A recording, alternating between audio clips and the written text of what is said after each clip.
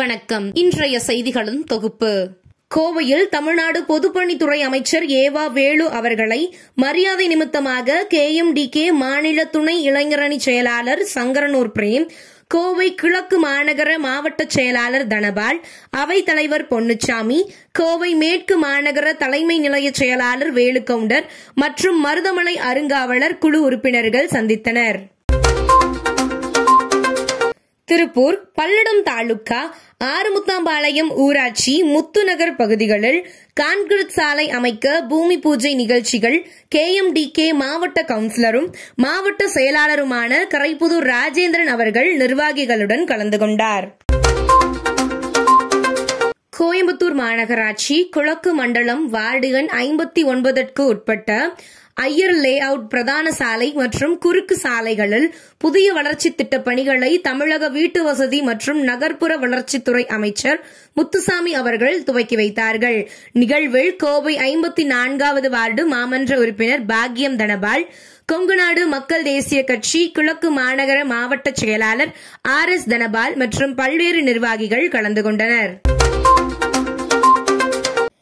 உலகின் முதல் CNG பைக்கை இந்த ஆண்டிலேயே அறிமுகப்படுத்த உள்ளதாக பஜாஜ் ஆட்டோ நிறுவனத்தின் நிர்வாக இயக்குநர் ராஜீவ் பஜாஜ் தகவல். KMDK சேலம் புறநகர் மாவட்ட அலுவலகத்திற்கு மாநில பொருளாளரும் கொங்குநாடு கலைக்குழுவின் நிறுவனருமான KKC பாலு அவர்கள் வருகை புரிந்ததை தொடர்ந்து சங்ககிரி மேற்கு ஒன்றியம் தொட்டிபாளையம் பகுதியில் மார்ச் 15ஆம் தேதி வள்ளிக்கும்மி அரங்கேற்ற விழாவிற்கான அழைப்புதலை அரங்கேற்ற குழுவினர் மாவட்ட செயலாளர் ராஜ்குமார் மற்றும் நிர்வாகிகள் வழங்கினர். கோவை 18வது வார்டுக்கு உட்பட்ட பகுதிகளில் புதிய தார் சாலை அமைப்பதற்காக 3,39,00,000 ரூபாய் மதிப்பீட்டில் பணிகள் தொடங்கும் நிகழ்வில் 18வது வார்டு மாமன்ற உறுப்பினர் ராதாகிருஷ்ணன் மற்றும் பல்வேறு நிர்வாகிகள் கலந்து கொண்டனர். புதுச்சேரி சோலை நகரில் 4 நாட்கள் முன்பு காணாமல் போன 9 வயது சிறுமி கால்வாயில் நேற்று சடலமாக கண்டெடுக்கப்பட்ட நிலையில் பாலியல் வன்கொடுமை செய்து கொல்லப்பட்டது போலீஸ் விசாரணையில் அம்பலம்.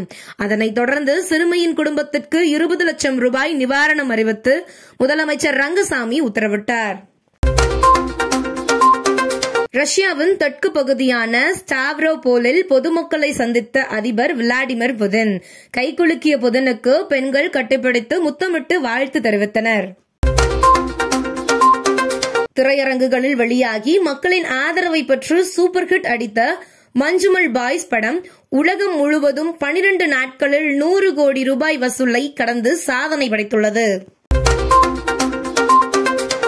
தர்மசாலாவில் நடைபெறவுள்ள 5வது டெஸ்ட் போட்டியில் இந்திய வீரர் அஸ்வின் மற்றும் இங்கிலாந்து வீரர் ஜானி பாஸ்டோ தங்களின் 100வது டெஸ்ட் போட்டியை விளையாட உள்ளனர்.